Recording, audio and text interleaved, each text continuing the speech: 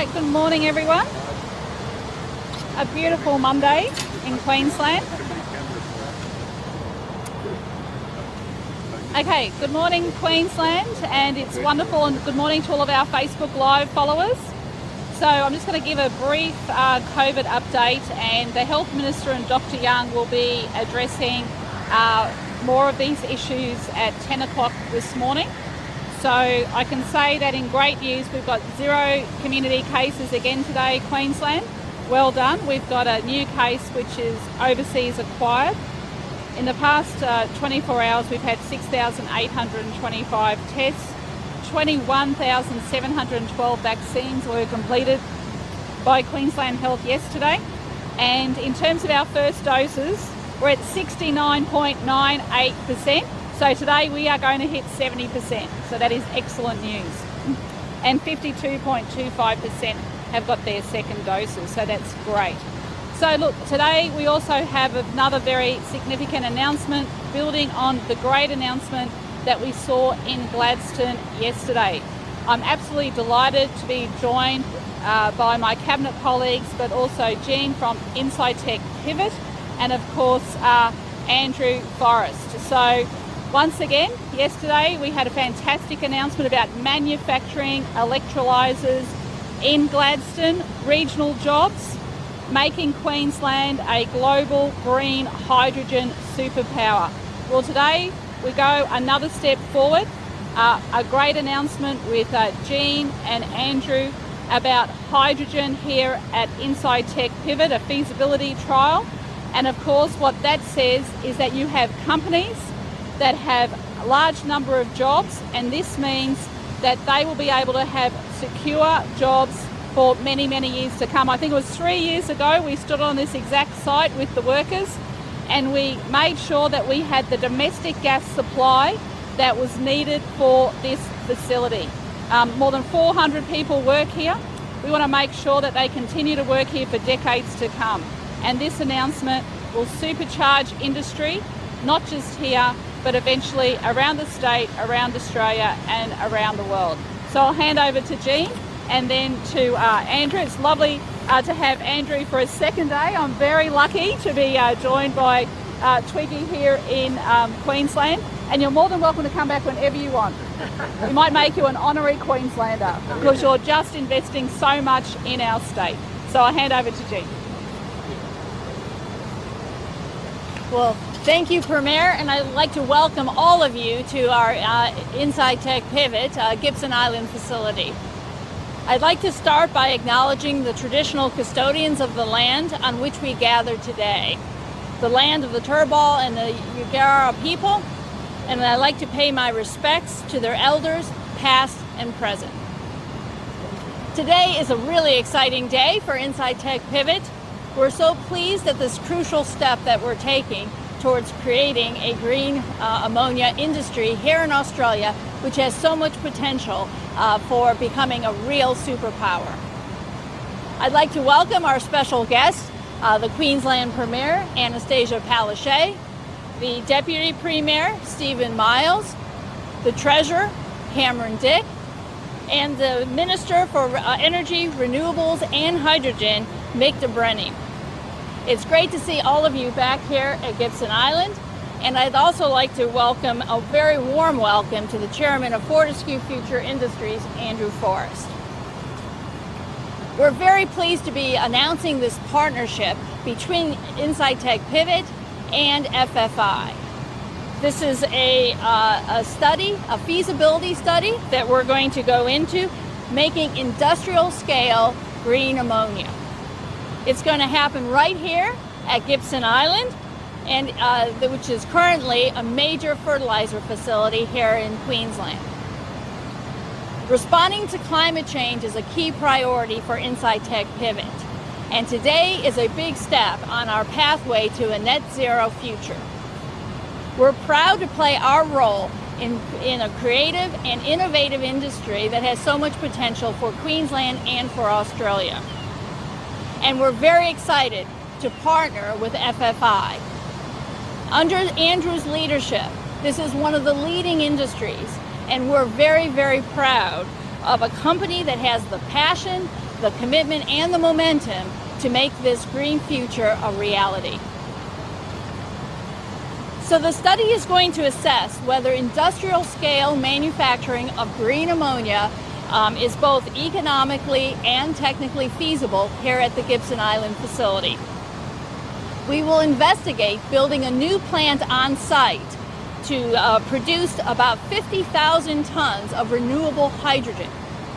That will in turn be turned into green ammonia for both the Australian and the export markets. We believe this approach here at Gibson Island is one of the best that Australia has in the near term. Not only is Incitec Pivot one of the world's biggest producers of ammonia today, here at Gibson Island we have an existing facility, its infrastructure, and its highly skilled workforce that can be put to this use. We believe that not only will that lower the cost of production here, but also, most importantly, the path and the speed to market. And that's compared to the greenfield site. So all this is happening in Brisbane, creating new industrial jobs and a new industry. And that's why it's fantastic to announce this in person today at the facility.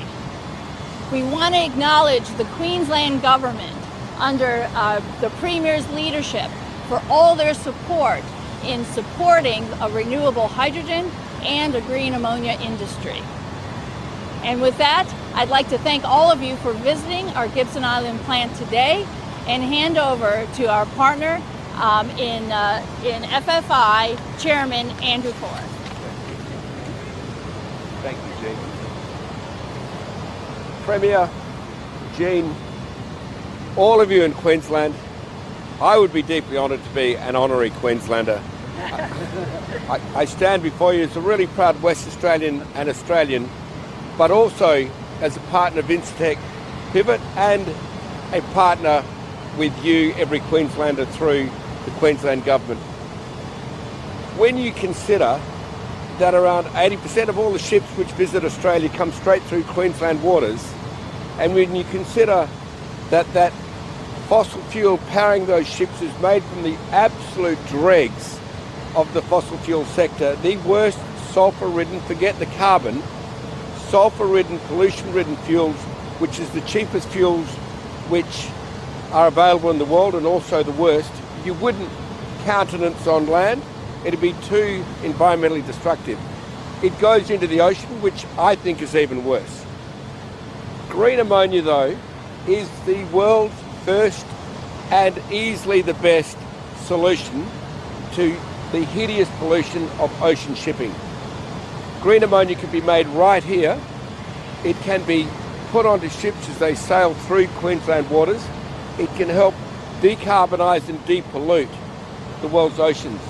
So, Incitec Pivot, Government of Queensland, I stand before you in serious gratitude. As a Get It Done company, we'll have a feasibility study done in the next 3 to 4 months. It will consider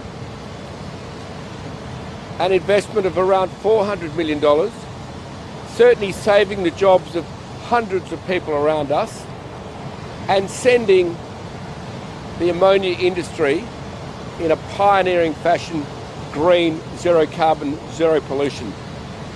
This is a really exciting day. It's the second really exciting day in a row where Queensland leads Australia, where Queensland leads the world in really exciting, sustainable green industries.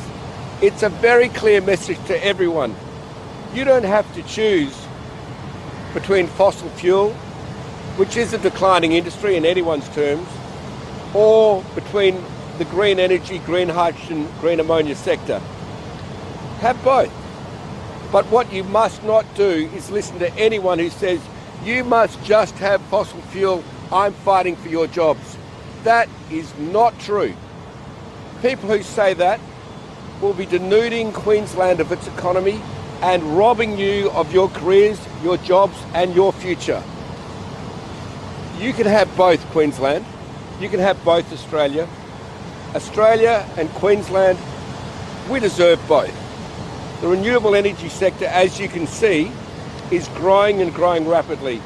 Incitec Pivot, headquartered in Victoria, but with the mainstay of its operations right here in Queensland, a great fossil fuel company is now moving to a great renewable energy, renewable green product company at speed. Fortescue Metals Group is another heavy manufacturing company which is a major carbon polluter. Incitec Pivot and Fortescue are demonstrating to the industrial world that it's your change in attitude which is holding your company and therefore holding your country back. If you change your attitude, if you understand that green energy is our future, that green products is our future, then you will join Queensland and you can also have the benefits of this great sector, which is the renewable sector, which, ladies and gentlemen, in hydrogen and green ammonia with green electricity will be the world's largest industry. I would like to congratulate Queensland, congratulate Incitec Pivot, congratulate Fortescue for having the fortitude and the foresight for leading this path for every Australian, because it's your future, it's your career, you should have the choice. Thank you very much. Thank you. Thank you, Andrew. That was brilliant. And what we're seeing is an industrial green revolution, and that is taking place here in Queensland. It's going to take place in Australia, and it's going to take place right across the world. Now, Queensland, we are the energy powerhouse of the nation. We have coal, we have gas, and we have renewables. But what we know is that hydrogen is going to be the secret to our long-term success. That is why our government has been very carefully mapping the path to a hydrogen revolution right across our state. That is why we have committed to 50% renewables by 2030. When we first came to office, we had 7% of renewables. We are now around 22%. That is why earlier this year, we committed $2 billion to making sure that we are investing in renewables in this state. We see the opportunities that this brings for Queenslanders. This brings not just hope and optimism, but it brings about long-term secure jobs. Queensland is positioned ideally in the world for this, being in close proximity to large Asian markets who are hungry for our exports. So today is a great day. It shows very keen how government can work very proactively with industry to bring about great success and great outcomes. I'll hand over to the Deputy Premier and then the Treasurer.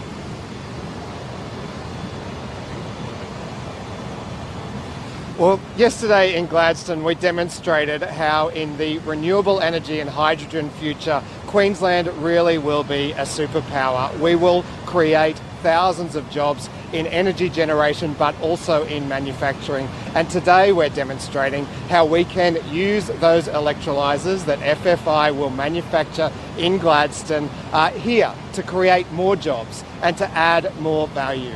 Before we create new jobs, we want to shore up our existing jobs. And this announcement by Incitec Pivot and FFI will secure the 400 jobs here, and you can see many of the workers around us now, secure those jobs for decades, as well as allow them to expand and employ more people. We reckon Queenslanders are sick and tired of sending their minerals and their energy overseas only to buy back products manufactured there, jobs created there. We want to do more manufacturing here in Queensland with our cheap, clean, renewable energy and with hydrogen. Good morning, everyone. Yesterday we saw a breakthrough announcement for Queensland when it came to a green hydrogen future, a renewable hydrogen future for Queensland and Australia. And today, it's great to be back with Andrew Forrest, the Premier, and my Cabinet colleagues for a further announcement, another breakthrough announcement. If this feasibility study stacks up, this will be one of the best green ammonia production plants in the world. The modern economy does not work without ammonia, whether it be fertiliser for farmers or dyes or textiles or explosives. The modern economy is dependent on ammonia. And this company has been producing fertilisers and explosives for more than 100 years. And wouldn't it be exciting, just an incredible idea that this facility could be converted with all of the workers here that we have supported into a green hydrogen, a green ammonia facility for our state and our nation. A couple of years ago we were here to support all of the workers here.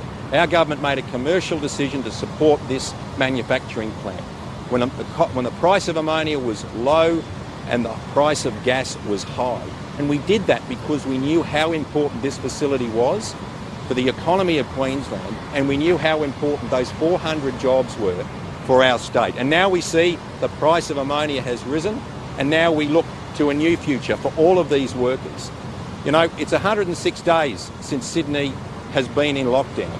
Almost 4 months ago they went into lockdown, and they're just coming out of it today. In the meantime, Queensland has been getting on with the job, delivering our economic recovery plan, focusing on regions like Gladstone, on manufacturing jobs, on the skills base we need, but most importantly, employment around the state. That's our focus as a government, delivering our economic recovery plan, creating those jobs, but also creating a bold future for Queensland. And I want to thank Andrew Forrest again for his vision and his courage. Something that we match in Queensland, to look to a new future for our state, backing in the old and building the new. That's what we do in Queensland, and that's what we're here to recognise and to acknowledge today.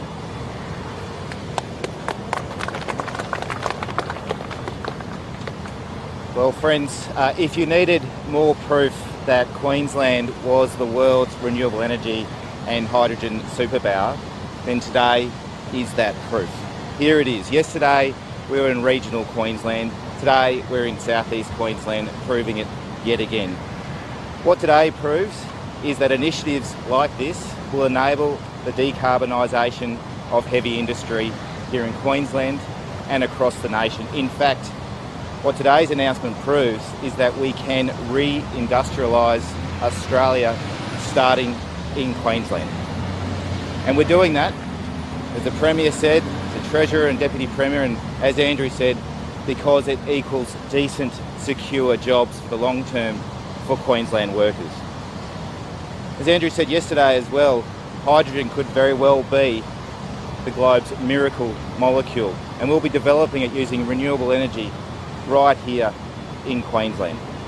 Today is further proof that if you lead on innovation, proof if you have visionary leaders, proof that you commit to a sustainable future, that you can secure decent jobs for Queenslanders.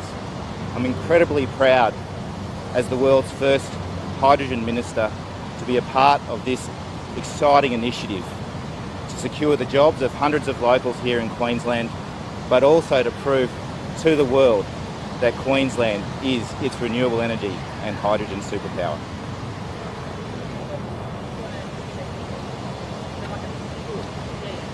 So any questions for Jean or Andrew or myself? Yes? Yep. Andrew? Yep. Andrew? How long does the country going to get this project done, seeing as New South Wales is also positioning itself as a green hydrogen superpower? How long will the project take to build? Do you feel under time pressure, given New South Wales is also positioning itself as a green hydrogen superpower? I feel under great time pressure because I'm watching the warming of our planet happen. We monitor it everywhere with the great scientists of the world, and we can see global warming unfolding. So yes, I feel under great pressure. We've put Fortescue under great pressure to complete the feasibility study in 3 months. And with my colleague Jean, my fellow leader, both of us feel pressure to perform. And for the people of Queensland and our shareholders, we're going to perform.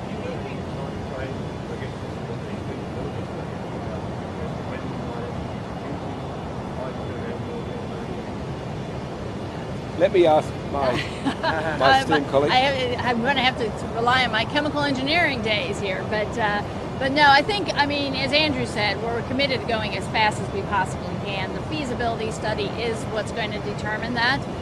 We're going to push to get the initial results of that by the end of the year. and we'll take it from there. But there's plenty of opportunity here. It's really about long lead items and other things. So we'll have a better idea in time frame. But we're both committed to going as fast as we possibly can.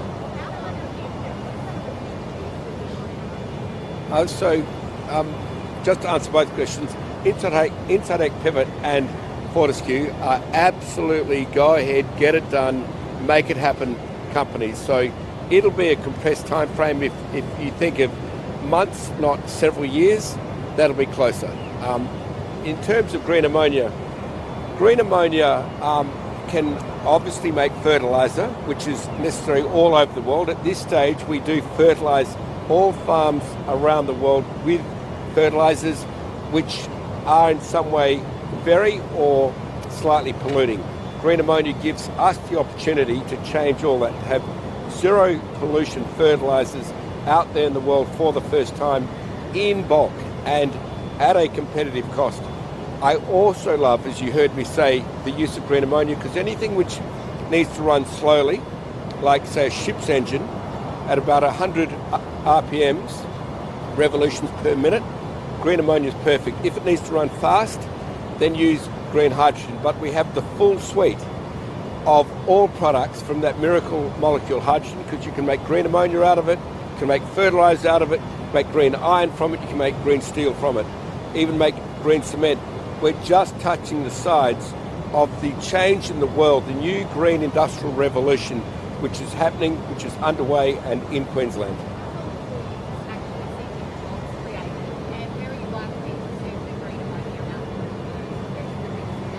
Well, my friend here is the fertilizer guru. Yeah, well, I think there's, like I said, the part of the feasibility study will be about where do we start to fulfill the needs. As we said, there's certainly the current uses of ammonia, but there's all these new uses to green up transportation and the other industrial users like steel and cement making and so forth. So the feasibility study will start identifying where to start that marketing. But the market's huge, so it's really a prioritization than not having a market.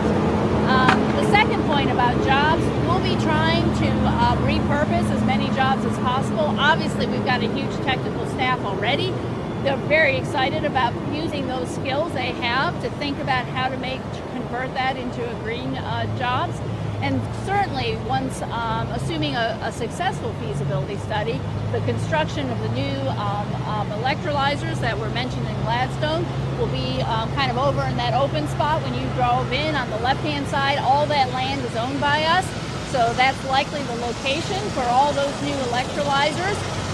And then we'll use and repurpose a lot of the stuff to our left behind us that will be repurposed for making green ammonia. And so, like I said, it's an exciting time. There'll be lots of different jobs at different phases of the project. Do you think that this announcement puts a bit of pressure on Queensland coal sector to maybe up its game, plan for the future better? Look, I think the Queensland coal sector is a great industry. I'm just asking everyone in the Queensland coal sector to have a choice, to work in the huge growing new renewable energy sector, because you are not stuck like someone in quicksand in a declining sector. You have great skills, you've got great potential. Stay in the coal industry if you like, fantastic. It will still be a great industry, but it's going to decline over time. Over the next 20 to 30 years, it will decline down to very little to nothing. What we're saying to all workers of Queensland, and particularly in the coal sector, you will be welcome in the renewable energy sector. You have now a huge choice. And for your kids, every time you go to your schools and speak to their friends, your kids' friends, they're going to ask you, Mum or Dad, do you really have to be drowned out like the chief executive of Inside Pivot was when trucks rolled past, where you were struggling to hear her speak, and as they speed up, great plumes of exhaust. When you have a choice to have those huge machines operating silently with no pollution, Mum or Dad, for our future, why wouldn't you take that choice?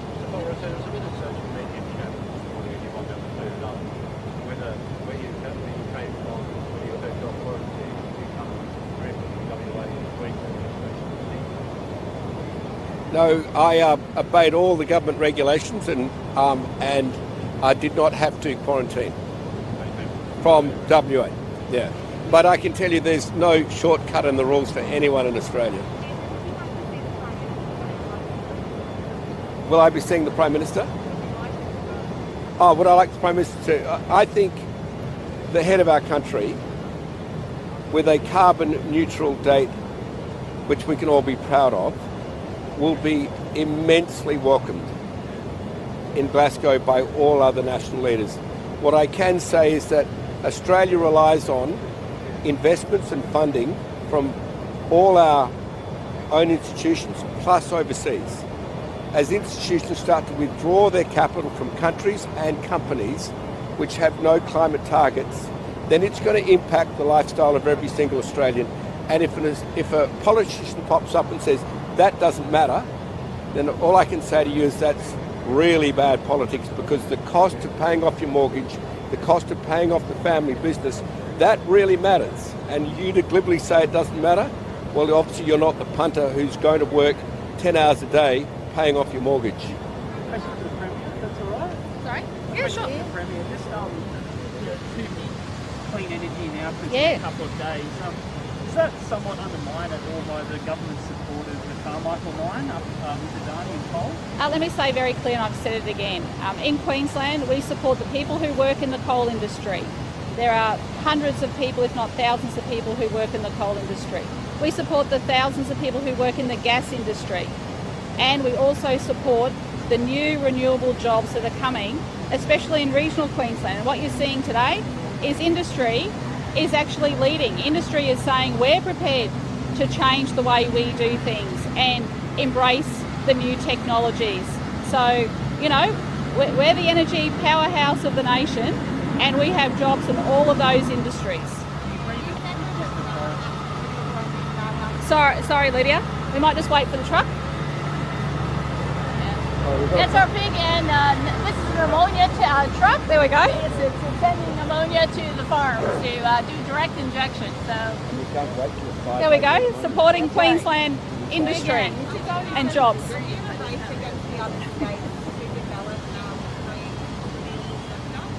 Oh, look, I think Queensland has led the way. We've shown very clearly with over $6 billion worth of investment on the books, plus the billions of dollars that have already been invested in renewables right across the state. But this is such a big industry.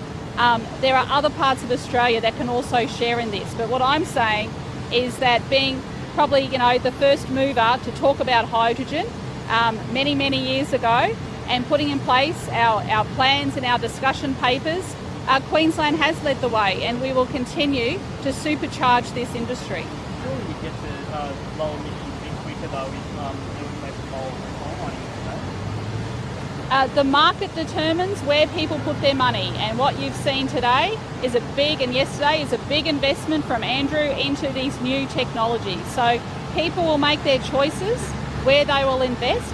But like I said, in terms of metallurgical coal, there is no alternative to steel making that anyone is aware of at the moment. But you're also seeing large coal companies investing in renewables as well. So it's a very interesting time.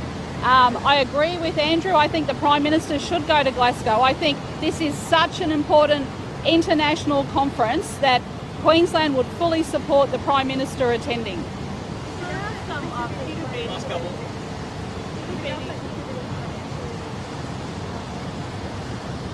We are contributing to the, in terms of the announcement yesterday, the electrolysers, the manufacturing plant in Gladstone. On innovation, you suggested that we can get behind to attract superannuation money to then invest in projects that innovate in fields like this. Oh, you mean super funds being utilised? Oh, yeah, I think that's a matter up to the boards of the superannuation companies, but I think you will see them investing in more of these new technologies. The world is going to rapidly move in this direction. It is rapidly going to move in this direction, and I want Queensland front and centre of this industrial green revolution. Sorry?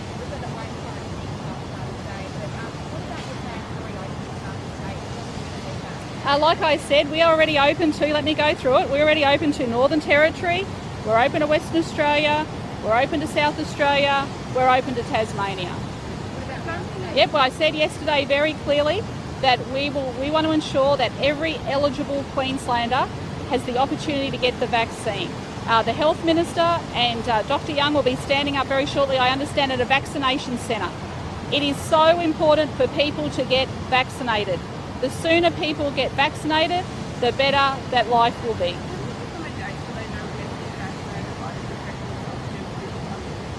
We're working out when we would get to 80% double vaccination, but like I said, I want that evenly spread across the state. We have got regional centres where the vaccination rates are somewhat lower because we have some individuals out there not supporting vaccination. Now, we are absolutely determined to drive up those vaccination rates. Will you then plug like the 80% needs to reach across particular LGAs, or are you going to be looking at 80% in a statewide way? Or are you No, we said every eligible Queenslander needs to be offered the vaccine. That's the key. how do you measure that? Sorry? How do you gauge that? Yeah, well, we'll talk about that later. Okay? I'm sorry, Lydia, I can't hear you. Sorry, a feasibility study on the revised vaccine scheme was meant to be due back to government by September. Have you received that yet? Not at the moment, we'll chase that up. Yep. I do know they were granted an extension. Yep. Okay, thank you. And there is a cabinet meeting as well. Thank you.